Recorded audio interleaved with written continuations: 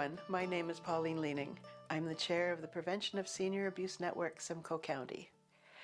Today is the first of a series of presentations that will be made by various members of our network. Today we're going to talk about our network, who we are, what we do, what we don't do. Then we're going to talk about abuse, the various forms of abuse, the warning signs of abuse, and some resources to help. Our network has been around since 1996. We currently have about 40 members, most of whom work in the fields of healthcare, justice, and retirement homes, vision and hearing impairments, mental health, and we also have some retired seniors. We are all volunteers. We have no regular funding, we have no office, we have no staff, and no telephone, but we do have a website. And our website is www.PSAN-SC.ca, and I'll give you that again a little bit later in the presentation. Our vision is for all seniors in Simcoe County to live with dignity and respect in a safe environment. We believe that everyone has the right to live without fear and that no form of abuse is acceptable. Our mission is to promote community participation in a network dedicated to promoting awareness, prevention, and response to senior abuse in Simcoe County through advocacy, education, and collaboration. How do we do this? Well, we meet monthly, and part of our meeting is dedicated to educating our own members so that we are up to date with the current environment. We provide speakers to talk at various service clubs. We've been to committees of council and to other organizations who want to know about senior abuse. We provide education and training sessions for seniors and for organizations that provide services for seniors. Our major tool for this is a presentation called It's Not Right. This is a national presentation that was funded federally a few years ago and developed by the University of Western Ontario in conjunction with Elder Abuse Prevention Ontario. It is a really good package that gives information on how to identify senior abuse and how to help people who have been abused. We also go to seniors' fairs and events, and we provide resources such as brochures, pamphlets, safety kits, and contact information for getting help. Of course, that's in the days pre-COVID. Now we meet monthly by Zoom, and we're doing virtual presentations to provide the education and awareness that we need to do. It is important to note that we do not provide direct service for senior abuse. We suggest organizations and agencies that would help in these situations. Now we're going to talk about senior abuse. What exactly is that? There are many definitions for it, but we use the World Health Organization's definition, which is abuse is a single or repeated act or lack of appropriate action occurring within any relationship where there is an expectation of trust, which causes harm to an older person. Now, the abuse may be intentional or it may be unintentional, and the abuser may be a family member, a friend, a caregiver, a staff member in a care facility, or a person who has power of attorney. There are several different types of abuse: financial, physical, verbal, emotional, neglect, sexual, spiritual, and ageism, which is also a form of abuse. Now let's take a look at each one of these forms of abuse. Financial abuse is the most commonly reported type of abuse, and it is the theft or exploitation of a person's money, property, or assets. Examples are theft, fraud, forgery, exploitation of money, property, or assets, and misuse of power of attorney. Some indicators of financial abuse include a senior may have unexplained bills that they didn't have before. They may no longer be able to pay bills when they could pay them before. They may notice a disappearance of personal belongings. They may change their power of attorney for no apparent reason. They may change their will. They may have large withdrawals from their bank accounts or requests for loans or cash from people. And sometimes the older person has a sudden new friend, which is usually quite a lot younger. Sometimes that could be a new relative too that they didn't know existed. On to physical abuse. This is more obvious. It is any act of violence causing injury or physical discomfort, such as assault, kicking, biting, punching, slapping, shoving, or any intentional rough handling. It also includes restraining and over and under medication. Indicators are unexplained injuries or the explanation does not fit the injury. For instance, a senior may have grip marks on their upper arms, but say they fell. Other indicators are broken bones, bruises, cuts, burns, grip marks, etc. Verbal or emotional abuse is any action or comment that may cause emotional anguish, fear, or diminish the self-esteem or dignity of the older person.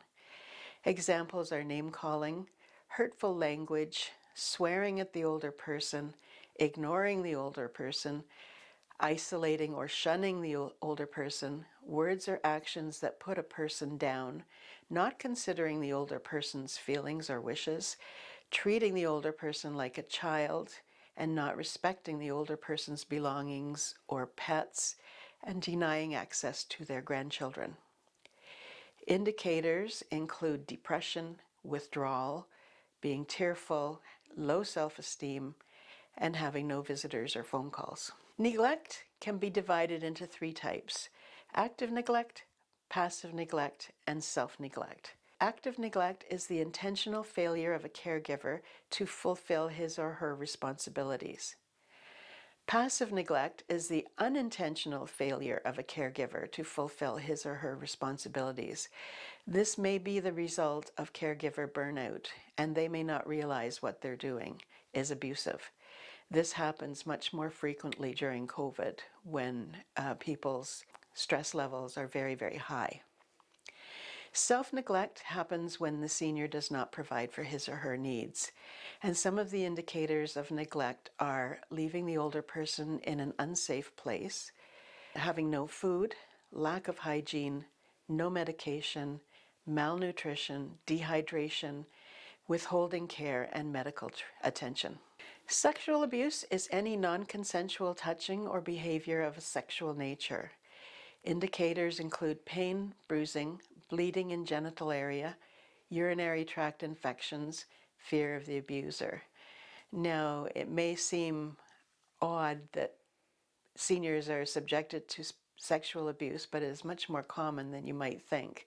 There was a case in Midland about a year and a half ago where a senior lady was sexually assaulted by her daughter's boyfriend while the daughter was not home. When the daughter got home, they called the police, and the man was arrested, charged, and convicted. Spiritual abuse is preventing the older person from practicing his or her faith or forcing them to participate in spiritual or ritual practice or religion. So if a senior may live with a family member and the family member doesn't want to drive them to church and refuses to let them go or makes them go to another church that they don't want to be a part of, that's spiritual abuse. Ageism is a form of abuse as well. Ageism occurs when you make up your mind about a group of people because of their age. For instance, if you see a wall of graffiti, what is the first thing you think? Those darn kids are at it again. That's not necessarily the case. For seniors, if you're driving along the highway and you're behind a car that is going very slowly, what's the first thing you think? Must be a senior driving that car. Also not necessarily the case. Ageism is discrimination because the people are older, and this attitude leads people to treat them as if they're less valued and less important because of their age. Well-meaning family and friends sometimes push older adults to do things they don't want to do. They think they're helping by making the decisions for them. Now we're going to move on to the warning signs. Warning signs of abuse and warning signs of abusive behavior. Now, when I told you about the different types of abuse, we did talk about some of the indicators and warning signs. This is a general list of warning signs of abuse. It's not an exhaustive list, and it's really important to note that a sign doesn't necessarily mean that abuse is happening. Be careful not to jump to conclusions or make false accusations of abuse. A warning sign should flag your attention and prompt you to look more closely at the situation, ask questions.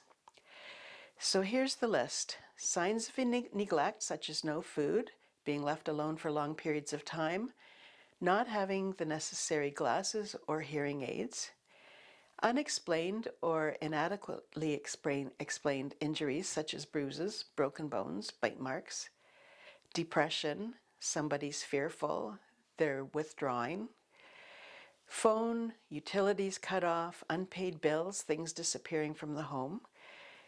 Sometimes seniors stop attending social events or church. Someone suddenly moves in with the older person.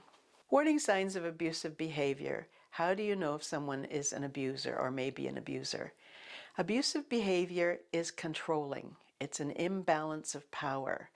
It can go from giving someone the silent treatment to calling someone names, to violence, or to not allowing access to grandchildren. Making all of the decisions without consulting with the older person, isolating the older person from family and friends, threat of violence or abandonment, disregard for privacy, reading or withholding the older person's mail, handling all the money, locks on the outsides of doors. How do I know if my behavior is abusive? Here are some of the indicators. Is the older person afraid of me? Am I making the decisions even though the older person is capable? Do I take money or things I feel I'm entitled to? Do I resolve the situation and ignore the older person's wishes and feelings? These are all signs that you may be an abuser yourself, and you need to change that. Finally, who is at risk of abuse? There is a myth that abuse only happens to dependent, frail, elderly people. In fact, abuse can happen to anyone, including capable, fully functioning adults. Some people, though, are more at risk than others. According to a 2015 Canadian study, some of those risk factors of abuse are depression, cognitive impairment, being female, isolation, and living with someone who depends on you. In conclusion, elder abuse is a social issue that is a shared responsibility. Everyone should be free of abuse at all stages of life. It is vital to raise awareness of elder abuse and prevent it whenever and wherever possible.